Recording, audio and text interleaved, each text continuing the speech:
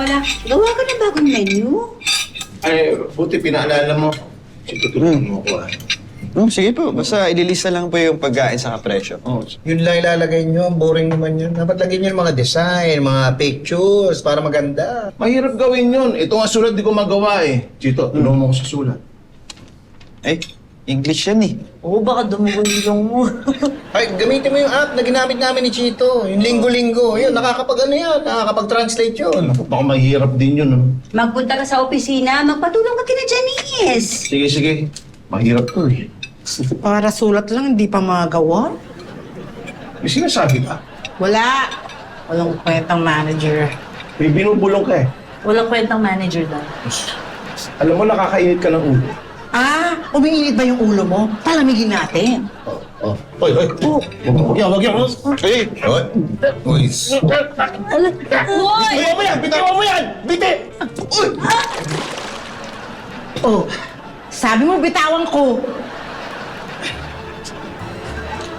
Lamig na ulo mo? Lamig din. Janice. Sir. Tulungan mo nga ito asawa mo gumawa ng sulat. Okay po. Be, tulungan kita. May email lang ako na report, ha? Meron? O sige, tapusin mo muna. Ryan, tulungan mo nga ito gumawa ng design ng menu. Lagyan mo mga pictures, ganun. Okay po sir, no problem. Balikan po kita. May papaprint lang ako. Sige, sige. Mara, Kara, meeting tayo. Sige po, Sir Tito. Pitch. Beb, parang ganito na yung sulat na gagawin. Teka. Tere! May mali dito sa report. Kailangan natin to ayusin sa accounting. Samahan mo ako. Paano to, Beb? Ay, mabilis lang to, Be. Halika na, dali. Dawit. Paano ko kaya pagagandahin to? Alam mo, dapat sa tamang tao ka kasi nagtatanong. Pagdating sa usapang ganda, ako dapat ang nilalapitan. Akin na yan. Ano bang gagawin? Sige, gawin mo makulay. Makulay. Yan. Tapos, Lagyan mo ng drawing ng pagkain. yan, drawing ng pagkain. Ayan. Bahala ka na basta maganda. Yes, eto lang yan. Lalagyan ko ng mga pa-eme-eme dito. Ganyan. Tapos, Cheverlu. Ayan na. Pak na pak. Di ba? Anong pak na pak? Palpak. Bira ka. Basta yung ginagawa mo. Patingin nga.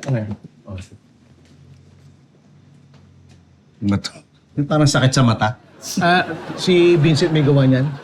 You know what? You can use AI. Oo nga, yun na lang. Turuan mo nga to. Hindi ako marunong mag-drawing sa computer. Hindi mo kailangan marunong mag-drawing. Yung AI ang gagawa sa'yo, yung AI magdo-drawing, uutusan mo lang.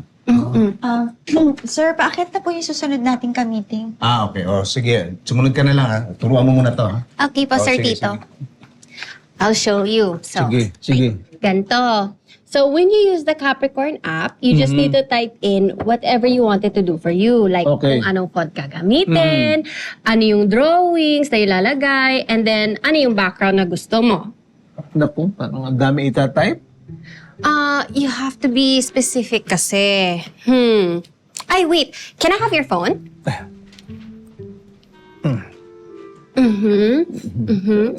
It would be better for you to use the voice command na lang. Okay. Hi, what can I help you with? Ay, okay, sorry, I have to go na ha. Sige.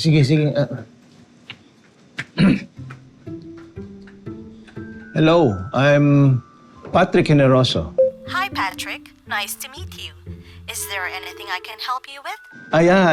You help me please. I'm bad in English. No pressure.